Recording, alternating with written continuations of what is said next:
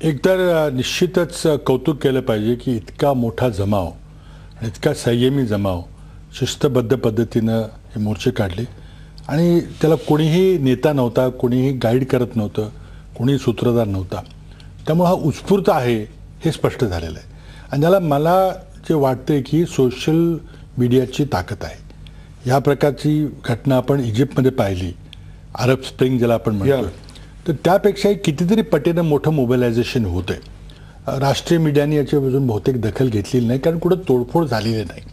परंतु प्रचंड मोठं मोबिलायझेशन आहे, प्रचंड मोठं संघटन आहे. आणि याची कल्पना मला मी मुख्यमंत्री असताना आली होती की मराठा समाजामध्ये प्रचंड तीव्र असंतोष आहे, तीव्र फ्रस्ट्रेशन आहे. मुलांना शिक्षण मिळालेलं आहे पण नोकऱ्या मिळत नाहीत, रोजगाराची संधी मिळत नाही आहे आणि एक अन्यायाची भावना त्यांच्या. मला वाटतं की हे जे फ्रस्ट्रेशन होतं, जे नैराश्य समाजामध्ये आलेलं आहे, ते नोकऱ्या नाहीत, रोजगाराची संधी उपलब्ध होत नाही. आणि काही लोकांना निश्चितच संधी मिळालेली आहे, ते सहकारातून मिळालेली आहे, राजकारणातून मिळालेली आहे, परंतु सर्वसामान्यांना मिळालेली नाही. आणि म्हणूनच जेव्हा याची मी खूप गंभीर अभ्यास केला त्यावेळेला आम्ही खूप विचारपूर्वक मराठा समाजाला आरक्षण देण्याचा निर्णय घेतला. माझ्या आधी ही मागणी आधीपासून आहे, अनेक माझ्या आधी मुख्यमंत्री झाले, त्यांनी प्रयत्न केला, पण आम्ही याबद्दल एक ठोस निर्णय घेतला. आमच्या आघाडी सरकारनं ठोस निर्णय घेतला, त्यामध्ये सर्वांचं एकमत होतं.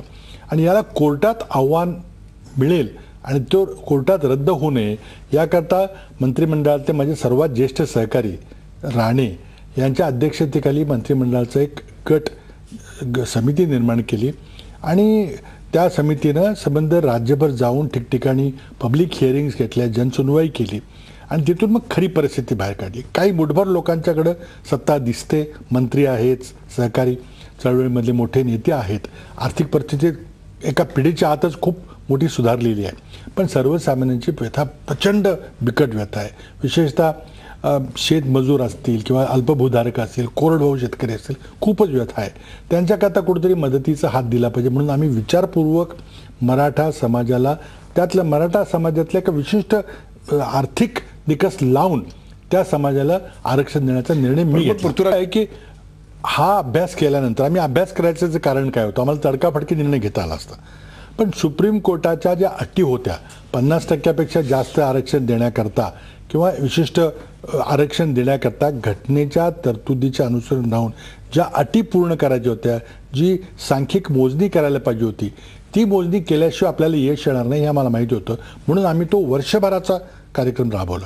त्यानंतर आम्ही नंतर ते आरक्षण दिलं, मराठा समाजाला दिलं, त्याचबरोबर मुस्लिम समाजाला देखील दिलं. मुस्लिम समाजातल्या एका आर्थिक निकष लावून ज्यांची आर्थिक परिस्थिती वाईट होती अशाच समाजाकरता आरक्षण दिलं. आता काय झालं, निवडणूक आली, कोर्टात केस गेली. माझा आरोप असा आहे की आता कोणी जरी काही मुख्यमंत्री म्हटले तरी शेवटी आमचा हा अध्यादेश होता. अध्यादेश झाल्यानंतर लोकांना फायदा मिळायला लागला. अध्यादेश हा कायद्यात असतो, कायद्याचं रूपांतर 6 महिन्याच्या आत कायद्यामध्ये विधिमंडळामध्ये पारित व्हावा लागतो. आता हे सगळं करताना नव्या सरकारकडे वेळ होता. नव्या सरकारने जर आमच्या कायद्यामध्ये किंवा आमच्या अध्यादेशामध्ये काही त्रुटी असतील त्या त्रुटी दुरुस्त करून पुन्हा नवीन बिल मांडताना करायला काय बिघडलं होतं. हेच मला सांगायचं आहे की कुठल्याही समाजाच्या आरक्षणाला हात न लावता आम्ही ती तरतूद केली होती.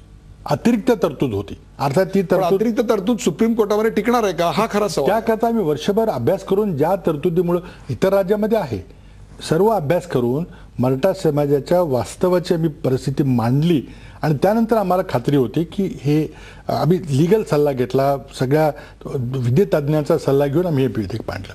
त्यामध्ये आणखी काही मजबूती करायची असेल तर आत्ताच्या देवेंद्र फडणवीस सरकारकडे 2 वर्ष होती.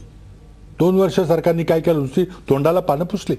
आता मागच्या सरकारला 2 काही उपयोग नाही, आम्ही प्रक्रिया सुरू केली होती. काय झालं, एक रागाचं एक प्रमुख असं इतर कारण आहे की अनेक इतर समाजांची मतं घेण्याकरता, मताचं राजकारणाकरता, वोट बँक पॉलिटिक्स करता इतरांचं तुष्टीकरण केलं जातं अशी मराठा समाजामध्ये तीव्र भावना आहे. वर्षानुवर्षांची आहे. अनेकशी बोललेलो आहे मी अलीकडं, ती भावना आहे. कोपर्डीचं जे प्रकरण झालं तर ते प्रकरण त्यामध्ये जी दखल घ्यायला पाहिजे ती कोणी घेतली गेली नाही. एकदम त्यामध्ये मग बरीच त्यामध्ये गोष्टी आपल्यासमोर आलेल्या आहेत सगळ्या. म्हणून याकरता मला वाटतं सरकार अजूनपर्यंत सरकारने काहीच घोषणा केलेली नाही. आज बहुतेक मुख्यमंत्री काहीतरी वक्तव्य करणार आहेत, पण हे वेळीच त्यामध्ये ज्या समाजाच्या मागण्या आहेत, कुठल्या नेत्याला याची वाट बघू नका, हा नेत्यांचा मोर्चा नाही आहे, हा सामान्य जनतेचा मोर्चा आहे. मला वाटतं की आतापर्यंत जे राजकीय नेतृत्व झालं, सर्व नेतृत्व झालं, त्यांच्या विरुद्ध राग आहे, आत्ताच्या सरकार विरुद्धही आहे. परंतु त्यामुळे आता जे प्रस्थापित किंवा परंपरागत जे नेतृत्व, राजकीय नेतृत्व आहे, त्यांच्याकडून ना काही प्रश्न सुटणार नाही. म्हणून आज थेट जनता जनार्दनालाच साकडं घातलेलं आहे समाजानं, आणि आता तो समाज फार मोठ्या संख्येने पुढे आलेला आहे. आणि म्हणून मला वाटतं सरकारला याची दखल घेतलीच पाहिजे. 2-3 मागण्या आहेत. त्यातली पहिली मागणी, कोपर्डीला जी घटना घडली त्याची ताबडतोब फास्ट ट्रॅक कोर्ट लावून चांगले वकील दिले आहेत. उज्ज्वल निकम यांना वकील नेमलेला आहे. त्यांना संपूर्णपणे मुक्त हात देऊन, आता काही मागण्या होतात की अमुक अमुक शिक्षा द्या वगैरे, मला वाटतं ते योग्य नाही आहे. इथं न्याय मिळाला पाहिजे आणि न्याय मिळाल्याचं दिसलं पाहिजे. यावर तुरंत कारवाई झाली पाहिजे. ती अजून विश्वास समाजाला मिळालेला नाही. त्याचबरोबर दुसरी घटना होती जी मुंबईमध्ये घटना घडली. एका ट्रॅफिक पोलिसच्या एका कॉन्स्टेबलला, तो आपली ड्युटी करत होता, तरी ड्युटी बजावताना कोणाला तरी काहीतरी हटकलं, त्याला लायसन्स विचारलं, तर त्याचा परिणाम सरळ येऊन त्याला लाठ्या ह्यांनी बडवून, लोखंडी सळांनी बडवून त्याचा खून केला गेला. आता ही घटना तितकीच गंभीर आहे. आज पोलीस खात्याचा जर आज दहशत किंवा जर काही हे राहिलं नाही, दबाव राहिला नाही समाजावर, तर मग कायदा सुव्यवस्था याचं कारण एकाच व्यक्तीकडे मुख्यमंत्रीपद आणि गृहमंत्रीपद आहे, त्याच्यामुळे घडते असं वाटतं आपल्याकडे. अशा प्रकारचे आरोप आता अलीकडे वारंवार व्हायला लागले. तरी मला वाटतं की मुख्यमंत्री हे नवीन मुख्यमंत्री आहेत, त्यांचा पूर्ण राजकारणामध्ये दम बसतोपर्यंत त्यांना माझा सल्ला असेल, त्यांनी काही मला विचारलेलं नाही, पण त्यांनी मुख्यमंत्रीपद स्वतःकडे ठेवलं पाहिजे. वेळ कसा जास्त देता येईल त्याची अनेक गृहमंत्रीपद त्यांच्याकडेच असलं पाहिजे असं माझा सल्ला त्यांना असेल. पण असं वाटतं की हा मोर्चा कोणाच्या तरी विरोधात आहे असं कोणीच त्याचं विश्लेषण करू नये आणि कोणाला भयभीत व्हायचं काही कारण नाही आहे. आज एक गुन्हा घडलेला आहे, त्या गुन्हेगारांना शिक्षा झाली पाहिजे, यामध्ये काहीच गैर नाही आहे. किंवा आरक्षण आमच्या सरकारने दिलं होतं, ते आरक्षण टिकलं नाही, तर ते का टिकलं नाही, त्याला कोण जबाबदार आहे, ही कारणं सांगण्यापेक्षा काहीतरी ठोस कृती करून, आज सरकारकडे ॲडव्होकेट जनरल नाही आहे, आज सरकार कोर्टामध्ये केसेस जिंकू शकत नाही, कारण एक चांगला जबाबदार असा ॲडव्होकेट जनरल पाहिजे, तो आज 2 वर्ष झाली सरकारकडे नाही आहे. त्यामुळे आज समाजाची अपेक्षा एवढी आहे की जे मागच्या सरकारने आरक्षण दिलं होतं ते कायम राहिलं पाहिजे, टिकवलं पाहिजे, कोर्टातून तुम्ही जिंकून आला पाहिजे, आणि ज्या काही त्रुटी असतील तर तुम्ही दुरुस्त करा, तुमचे कोणी हात धरलेले नाहीत.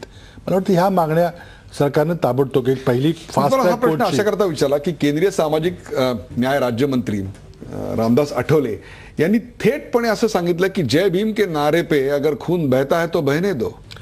हे बेजबाबदार वक्तव्य आहेत. मला वाटतं आज समजा ॲट्रॉसिटी कायद्याचं आपण जर उदाहरण घेतलं तर हा केंद्र सरकारचा कायदा आहे, आणि तो कायद्याचं संचालन करण्याची संपूर्ण जबाबदारी केंद्रीय समाज कल्याण मंत्री म्हणजे रामदास आठवले यांची आहे.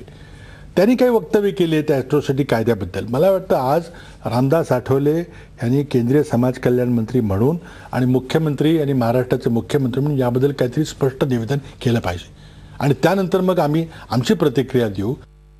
प्रक्षोभ प्रचंड आहे हे आपण सगळे जाणतोय. तर मला वाटतं की आपण स्वतः केंद्रीय समाज कल्याण मंत्री रामदास आठवले यांचं वक्तव्य घेऊया ना. शेवटी या कायद्याचं संचालन करण्याची, देशात संचालन करण्याची जबाबदारी त्यांच्यावर आहे. त्यांनी स्वतः वक्तव्य केलेलं आहे की यामध्ये काही बदल अपेक्षित आहेत, केले पाहिजेत वगैरे. काय केले पाहिजेत त्यांनी मला वाटतं जनतेसमोर मांडलं पाहिजे, आणि आपल्या समाजाला सांगितलं पाहिजे की रद्द करायची कोणी मागणी करत नाही, पण याचा दुरुपयोग होऊ नये. काही ठिकाणी ब्लॅकमेलिंगचा उपयोग होताना दिसतोय, हे खरं आहे का, याची माहिती विचार व्हायला पाहिजे.